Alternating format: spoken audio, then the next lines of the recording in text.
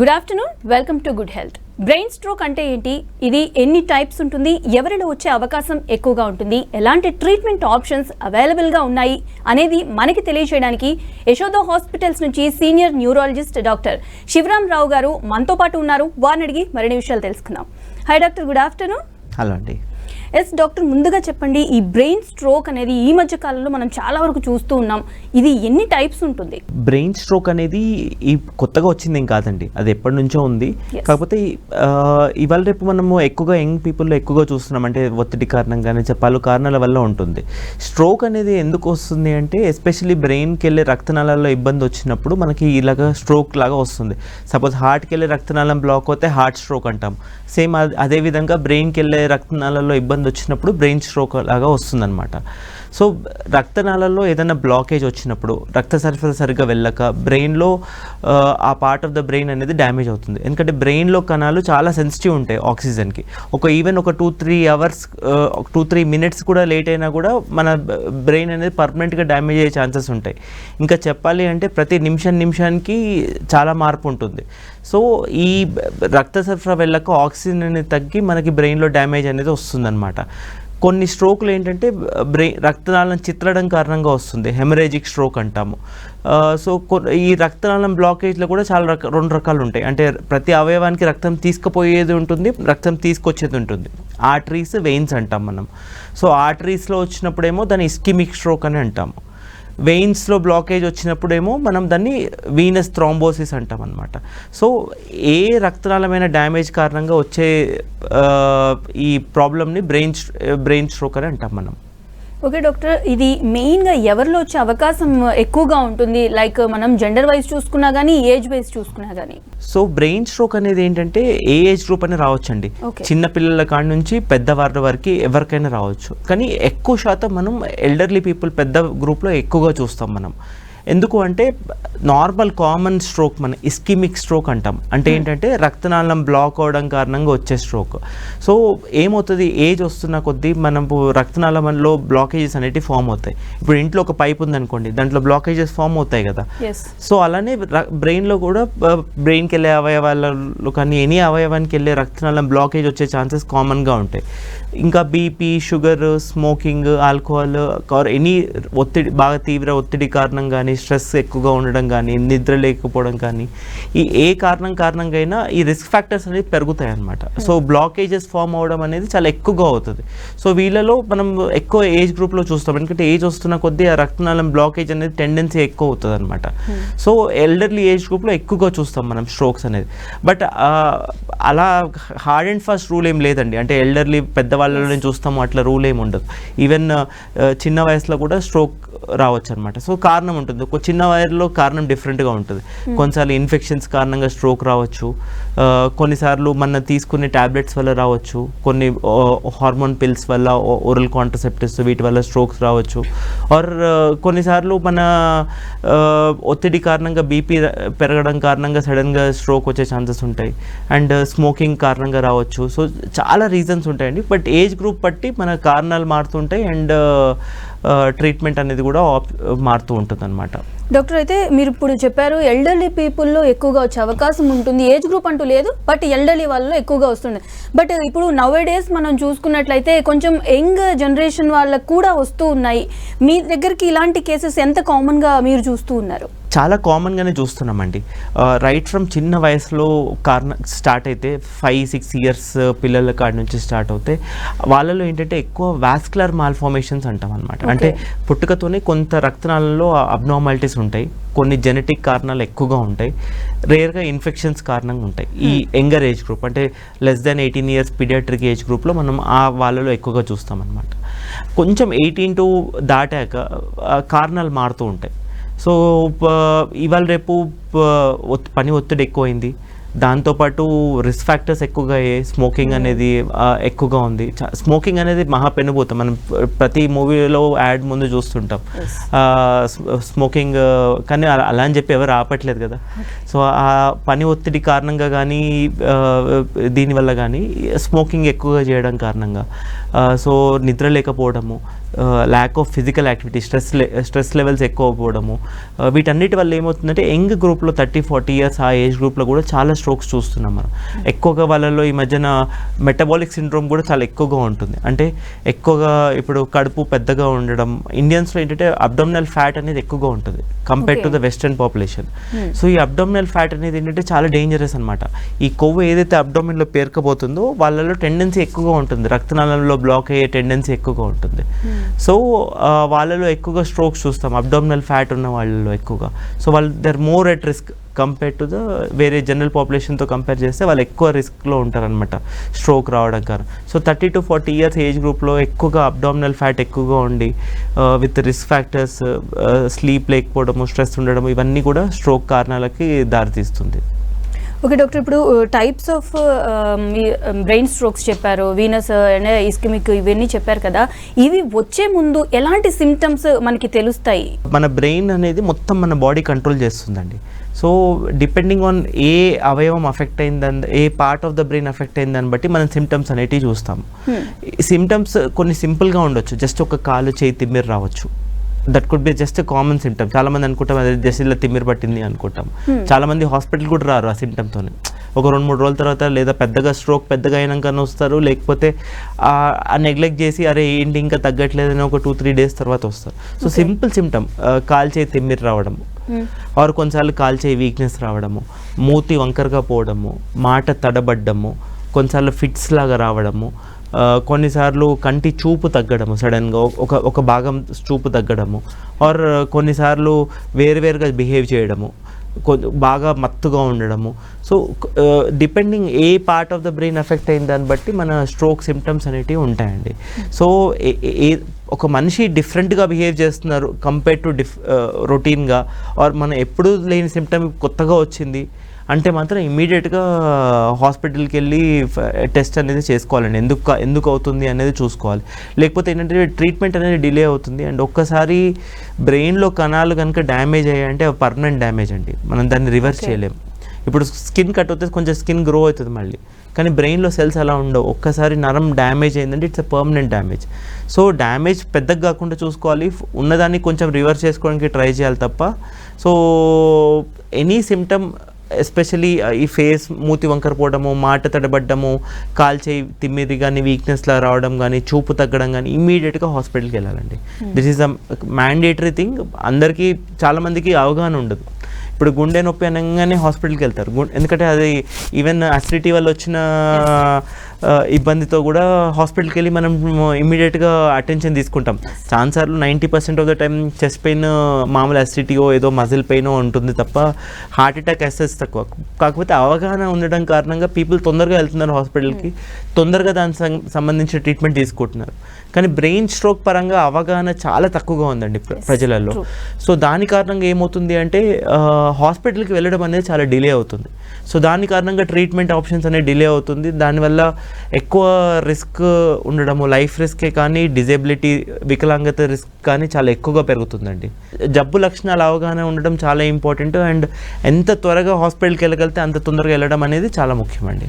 Okay doctor, అయితే ఇప్పుడు symptoms గురించి మనం మాట్లాడుకున్నాం. అయితే ఇప్పుడు హార్ట్ రిస్క్కి మనకు సంబంధించి అవగాహన ఉంది అంటున్నారు, కానీ ఈ బ్రెయిన్ స్ట్రోక్ వచ్చే ముందు అంత ఈజీగా ఇప్పుడు హార్ట్ అనుకోండి, చెయ్యి లాగేయడం, ఇలాంటి కొన్ని సిమ్టమ్స్ అందరికీ తెలిసిన సిమ్టమ్స్ వస్తూ ఉంటాయి.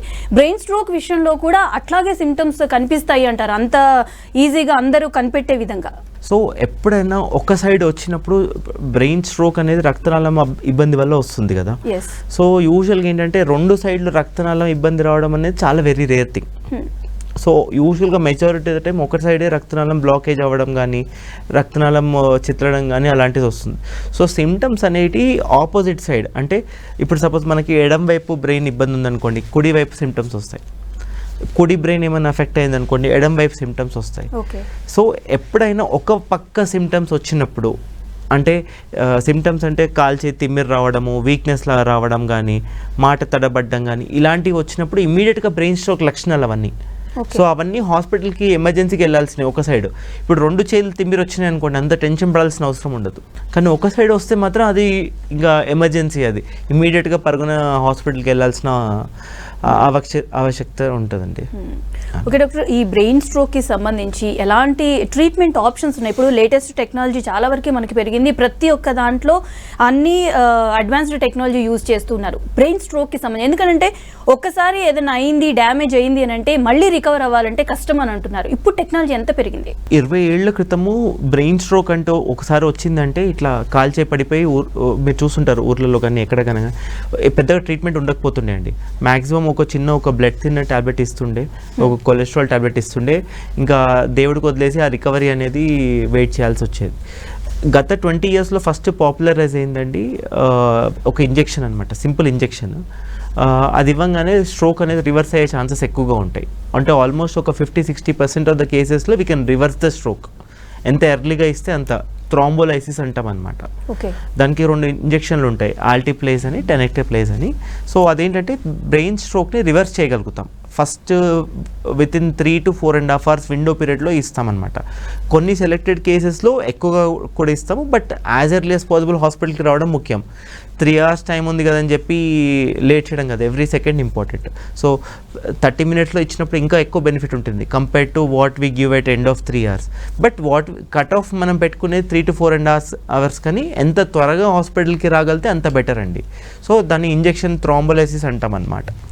సో అది కాకుండా లాస్ట్ 3-4-5 yearsలో బాగా పాపులరైజ్ అయిందంటే ఎలా మన హార్ట్కి ఎలా స్టంట్ లాగా వేస్తాము, ఎలా క్లాట్స్ అవి తీసేస్తాము, ఆర్ ఎలా బ్లాకేజెస్ని ఓపెన్ చేస్తాము, అలా బ్రెయిన్కి కూడా చేస్తాం అన్నట్టు. సో థ్రాంబెక్టమీ అంటాం దాన్ని. సో దాన్ని ఏంటంటే చిన్న క్యాథెటర్ వైర్ లాగా పంపించేసి, గైడ్ వైర్ లాగా పంపించేసి అక్కడ ఎక్కడైతే బ్లాకేజ్ ఉందో, క్లాట్ ఉందో దాన్ని తీసేయడము, లేదా బ్లాకేజ్ ఉంటే దాన్ని రక్తనాళాన్ని ఓపెన్ చేయడము, లేదా అవసరమైతే స్టంట్ లాగా వేయడము, అలాంటివి చేస్తామన్నమాట. సో దాన్ని థ్రాంబెక్టమీ అంటాం. లాస్ట్ 4-5 yearsలో చాలా ఫేమస్, పాపులరైజ్ అయింది. అంటే హైదరాబాద్లో కూడా మనం చేస్తున్నాం. అంటే మన యాక్చువల్లీ యశోద హాస్పిటల్లో we're first highest number of cases చేస్తాం థ్రాంబెక్టమీ. అంటే like even Hyderabad city one of the highest number చేసేది మన యశోద సెంటర్ అనమాట. సో థ్రాంబెక్టమీ అనేది చేస్తాం. సో దాంట్లో ఏంటంటే ఆ రివర్సబిలిటీ అనేది ఎక్కువగా పెరగడానికి, స్ట్రోక్ ప్రాసెస్ అనేది రికవరీ అనేది తొందరగా అవ్వడానికి చేస్తుంటాము. ఇవాళ రేపు ఏంటంటే రోబోటిక్ సర్జరీస్ కూడా చాలా వచ్చాయన్నమాట. అంటే ఎస్పెషలీ బ్లీడింగ్ అయిన పేషెంట్స్లో, బాగా బ్లీడింగ్ ఎక్కువగా ఉన్నప్పుడు, ఇప్పుడు మనం ఏం చేస్తాము, బ్రెయిన్లో బ్లీడింగ్ అయిందనుకోండి, సో మనకి ట్రీట్మెంట్ ఆప్షన్స్ కొంచెం తక్కువగా ఉంటుండే. అంటే ఓన్లీ బోన్ కట్ చేసి మనం స్పేస్ ఇస్తామన్నమాట బ్రెయిన్ ఎక్స్పాండ్ కావడానికి, డికంప్రెసివ్ క్రేనియెక్టమీ అంటాం. సో ఇలాంటి కేసెస్లో ఏంటంటే కొన్ని రోబోటిక్ సర్జరీ చేసి తొందరగా బ్లీడ్ ఎవాక్యుయేట్ చేయడము, తక్కువ టైంలో పేషెంట్ రికవరీ ప్రాసెస్ అనేది ఎక్కువగా ఉంటుందన్నమాట. సో పేషెంట్ ఫాస్టర్ రికవరీ ఉంటుంది అండ్ తొందరగా వర్క్ కూడా వెళ్ళే ఛాన్సెస్ ఉంటాయి. సో రోబోట్ యూజ్ చేసి హైదరాబాద్లో ప్రాబబ్లీ చెప్పాలి అంటే ఇండియాలోనే సెకండ్ సెంటర్ మంది where we're using robot to do brain surgeries and all. So ఇట్లాంటి స్ట్రోక్ బ్లీడింగ్ కేసెస్లో చాలా ఉపయోగం ఉంటుందన్నమాట.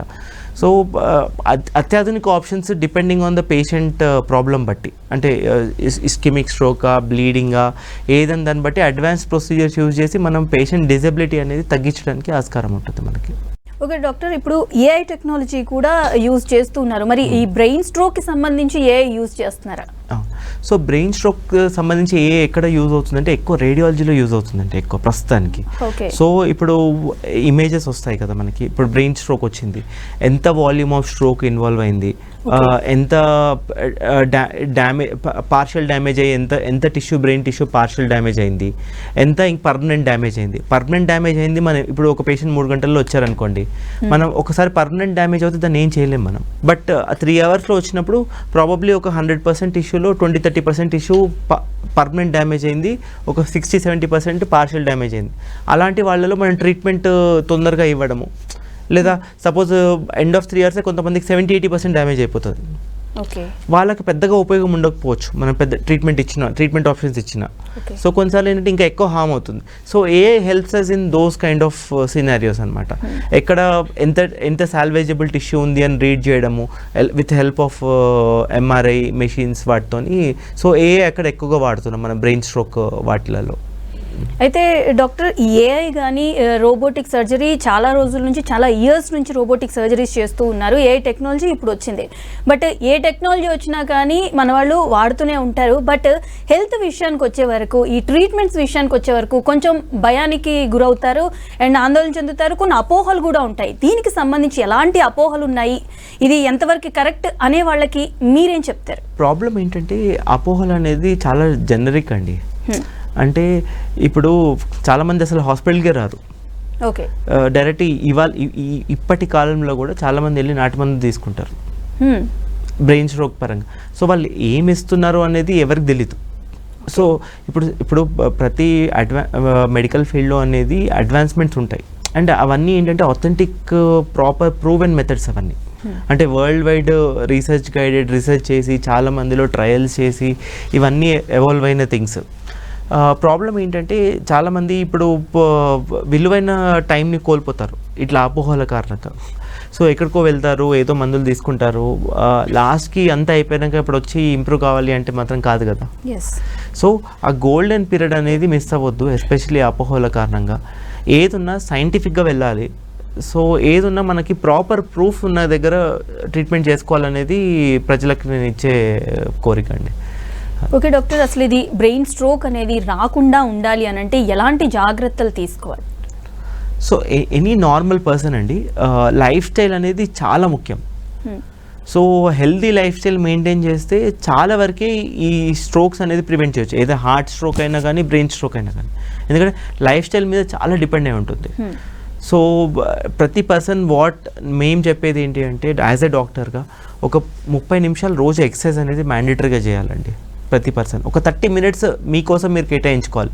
ఇప్పుడు మన వెహికల్ ఉందండి, మనం ఎవ్రీ 6 నెలలకు సర్వీసింగ్ పంపిస్తాం కదా. సర్వీసింగ్ పంపించకుండా మనం బిజీ ఉన్నాము అని చెప్పి సర్వీసింగ్ పంపించకుండా ఉంటే పని చేస్తుందా? ఏ బండి పనిచేయదు, ఏ మెషిన్ పనిచేయదు. అలానే మన బాడీ కూడా అంతే కదా. ఎండ్ ఆఫ్ ద డే మన బాడీకి సర్వీసింగ్ ఏంటి? మన ఎక్సర్సైజ్. సో ఎక్సర్సైజ్ అనేది చాలా important. 30 minutes every day compulsory exercise చేయాలండి. ఎస్పెషల్లీ ప్రిఫరబ్లీ కార్డియో యాక్టివిటీ అంటాము. అంటే బ్రిస్క్ వాకింగ్ కానీ, జాగింగ్ కానీ, సైక్లింగ్ కానీ, swimming, any physical activity which దాని ద్వారా మన హార్ట్ రేట్ అనేది ఒక 10-20% బేస్ లైన్ నుంచి పెరగాలి.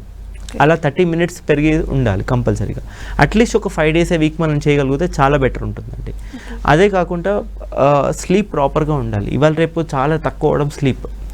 6 నుంచి 8 గంటలు నిద్ర లేకపోతే మనిషి శరీరం అనేది స్ట్రెస్లోకి వెళ్తుందండి. స్ట్రెస్ కారణంగా బాడీలో బ్యాడ్ హార్మోన్స్ అనేటివి డెవలప్ అయ్యి దాని కారణంగా ఏమవుతుంది, వాళ్ళ క్లాటింగ్ తత్వం అనేది ఎక్కువగా పెరుగుతుంది. సో అందరిలో అవుతుంది అంటే అందరిలో కాదు, బట్ కొంతమందిలో who are prone to that, అంటే ఫ్యామిలీ హిస్టరీ అట్లా ఉండి సిగ్నిఫికెంట్గా ఉన్న వాళ్ళలో నిద్ర లేకపోవడం కారణం కూడా one of the major risk. చాలామంది చెప్తుంటారు నాకు ఏ హ్యాబిట్స్ లేవు, కాకపోతే వాళ్ళ లైఫ్ స్టైల్ చూస్తే చాలా స్ట్రెస్ఫుల్ లైఫ్ స్టైల్ ఉంటుంది. స్మోకింగ్ ఉండాల్సిన అవసరం లేదు, నిద్ర లేకపోతే చాలు, that's equivalent to smoking. So sleep అనేది కూడా చాలా ముఖ్యమండి. ఎక్సర్సైజ్, స్లీప్, అదే కాకుండా ఫుడ్, మనం తినే ఆహారం, especially fast food, junk food, ఎక్కువ కార్బోహైడ్రేట్ రిచ్ డైట్ ఏమవుతుంది, డైరెక్ట్గా వెళ్ళి కొవ్వులాగా పేరుకుపోతుంది. సో ఎస్పెషలీ అబ్డామినల్ ఫ్యాట్ అనేది చాలా డేంజరస్, ఇందాక చెప్పాను కదా. సో అదేంటంటే అది more prone for cardiovascular risk. Brain కానీ హార్ట్లో కానీ రక్త బ్లాకేజ్ అవడానికి చాలా కారణం అవుతుంది అనమాట. సో ఇవి సో ప్రాపర్ డైట్ అనేది చాలా ఇంపార్టెంట్. ఎక్కువ ప్రోటీన్స్ తీసుకోవడము, తక్కువ కార్బోహైడ్రేట్స్, తక్కువ షుగర్స్ తినడము. ఇవాళ రేపు లైఫ్ స్టైల్ మారుతుంది, కానీ ఇంకా మారాలి. అంటే చిన్నపిల్లల టైం నుంచే షుగర్ క్రేవింగ్ అనేది తగ్గించుకోవాలి మనం. అంటే ఇవాళ రేపు what research is saying is first 2 years of లైఫ్లో అసలు షుగర్స్ పెట్టొద్దు పిల్లలకి, అసలు ఈవెన్ స్వీట్స్తో సహా, ఇంక్లూడింగ్ చాక్లెట్స్, స్వీట్స్ అలాంటివి కూడా ఏం పెట్టద్దు. ఎందుకంటే చిన్నప్పుడు ఏవైతే మనం లైఫ్ స్టైల్ అలవాటు చేస్తామో అదే లైఫ్ స్టైల్ వాళ్ళు పెద్దగా కూడా కంటిన్యూ అవుతుంది.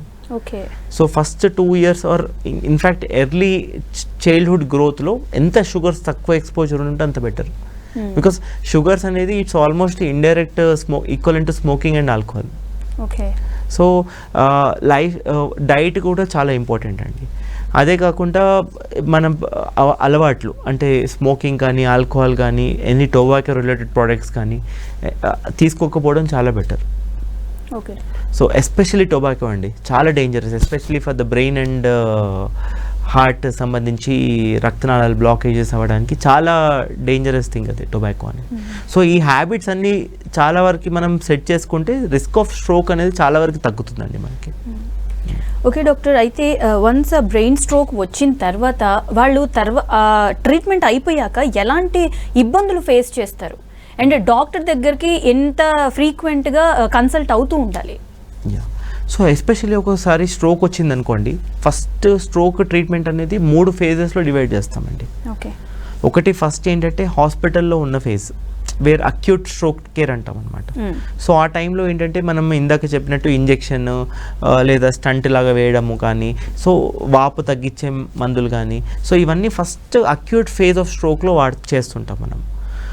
తర్వాత సెకండ్ స్ట్రోక్ వన్స్ ఒకసారి హాస్పిటల్ కొంచెం స్టేబిలైజ్ అయ్యారు పేషెంట్, తర్వాత డిశ్చార్జ్కి రెడీ అయినప్పుడు ఏంటంటే సెకండ్ ఫేజ్ స్టార్ట్ అవుతుంది. ఎస్పెషల్లీ ఏంటంటే రీహాబిలిటేటివ్ ఫేజ్ అంటాం అనమాట.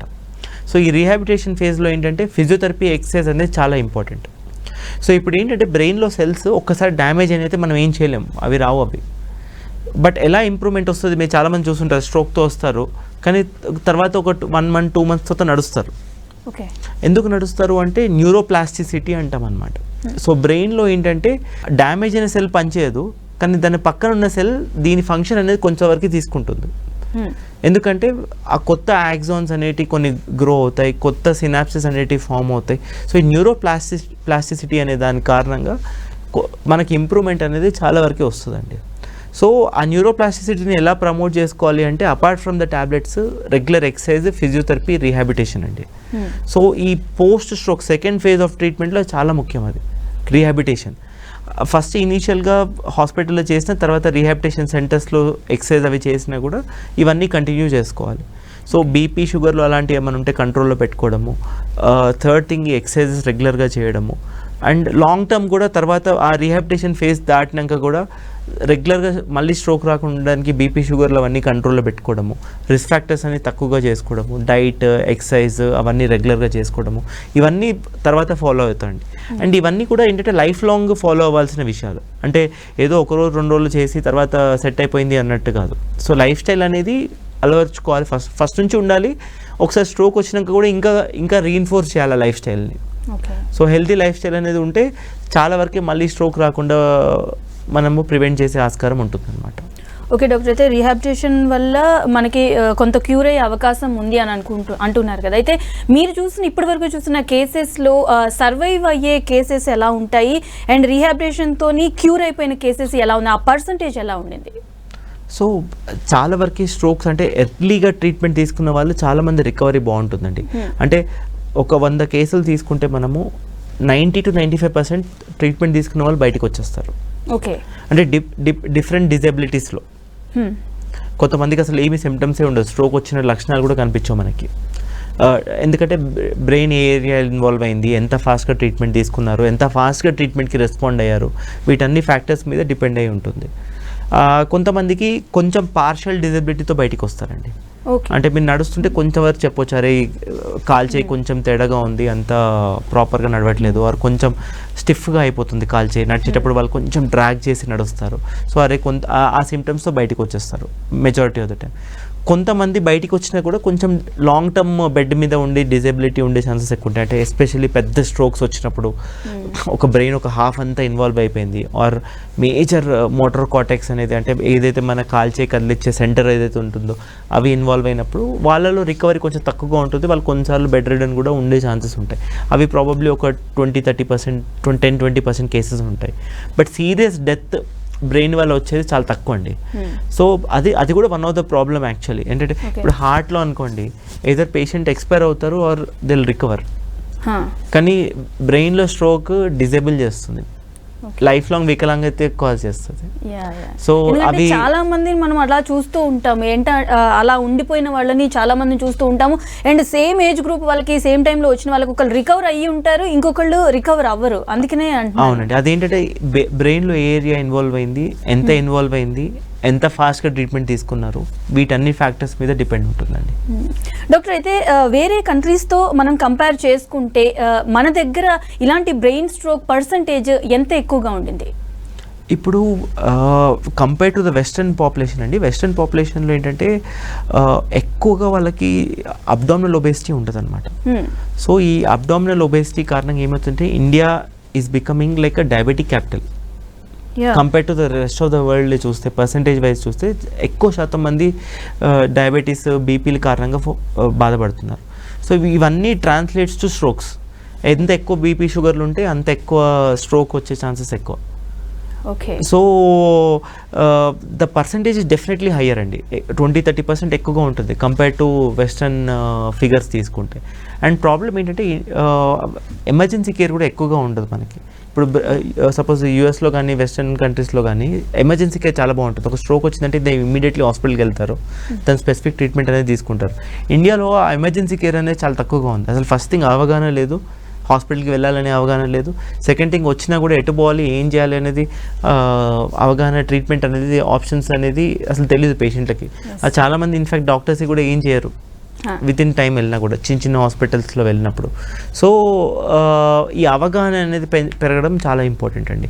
So lot of treatment options ఉన్నాయి. ఎంత ఎర్లీగా హాస్పిటల్కి వెళ్ళి కరెక్ట్ ట్రీట్మెంట్ తీసుకుంటే పేషెంట్ తొందరగా రికవర్ అయ్యే ఛాన్సెస్ ఎక్కువగా ఉంటాయండి. ఓకే డాక్టర్, బ్రెయిన్ స్ట్రోక్ ఎవరిలో వస్తుంది, ఎందుకు వస్తుంది అండ్ ఎలాంటి ట్రీట్మెంట్ ఆప్షన్స్ ఉన్నాయి అనే విషయాలు చాలా బాగా చెప్పారు. Thank you so much. Thank you అండి. ఇది ఇవాల్టి good health. Stay tune to V6 news.